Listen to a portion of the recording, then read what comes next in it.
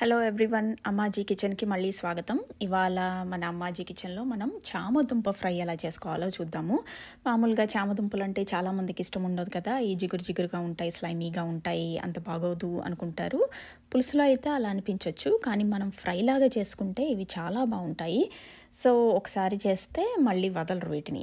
అది ఎలా చేయాలో ఇవాళ చూద్దాము. ఫస్ట్ ఒక 1/2 కేజీ చామదుంపలు తీసుకుని వాటిని కుక్కర్లో పెట్టి ఒక గ్లాస్ నీళ్లు పోసుకుని ఒక విజిల్ రానివ్వాలి. ఎక్కువ నీళ్ళు అవసరం లేదు దీనికి, ఒక గ్లాస్ నీళ్ళు పోసుకుంటే సరిపోతుంది. విజిల్ కూడా ఒక విజిల్కి ఉడికిపోతాయి ఇవి. కావాలంటే విడిగా కూడా ఉడికించుకోవచ్చు కుక్కర్లో వద్దు అనుకుంటే. తర్వాత వాటిని తోలు తీసేసి ఇలా రౌండ్ ముక్కలుగా కోసుకోవాలి. ఇక్కడ మనకి ముక్కలు కోసే ఆవిడ చాలా ఎక్స్పీరియన్స్డ్ కాబట్టి చేత్తో కోసేస్తున్నారు.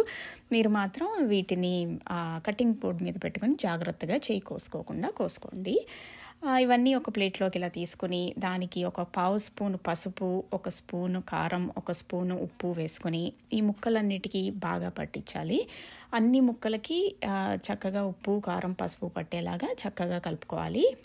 ఇలా కలుపుకునేటప్పుడు ముక్కలు చితికిపోకుండా నెమ్మదిగా కలుపుకోవాలి. సో ముక్కలు చితికిపోతే మనకి ఇది పేస్ట్లా అయిపోతుంది. సో ఇలా రౌండ్గా ఉండాలంటే చాలా నెమ్మదిగా ఇవన్నీ కలుపుకొని పక్కన పెట్టుకోవాలి. తర్వాత ప్యాన్లో మనకి ఒక 4 స్పూన్లు ఆయిల్ వేసుకుని ఇది షాలో ఫ్రై చేయాలి.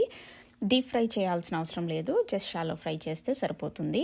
కానీ ఈ ముక్కలు మధ్య మధ్యలో కలుపుకుంటూ నెమ్మదిగా ముక్క చితకకుండా ఫ్రై చేసుకోవాలి. ఈ ముక్కలన్నీ ఇలా గోల్డెన్ బ్రౌన్ కలర్ వచ్చే వరకు మధ్య మధ్యలో కలుపుతూ ఫ్రై చేసుకుంటే బాగుంటుంది.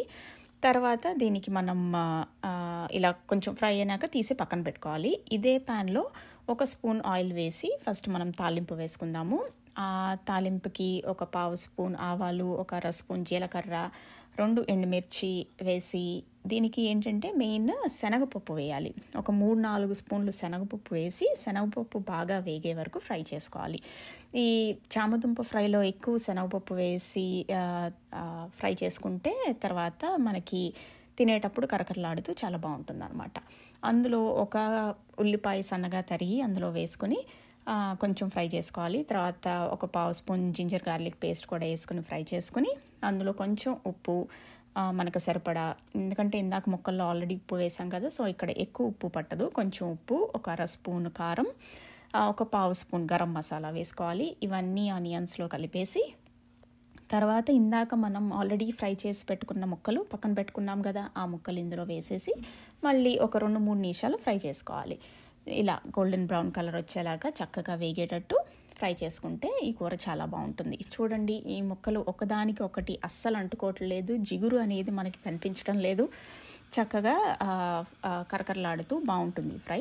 సో ఇంకా ఆలస్యం ఎందుకు, తప్పకుండా ట్రై చేసి ఇది ఎలా ఉందో మాకు చెప్పండి. రేపు అమ్మాజీ కిచెన్లో ఇంకో ఇంట్రెస్టింగ్ ఐటెంతో మళ్ళీ కలుద్దాం.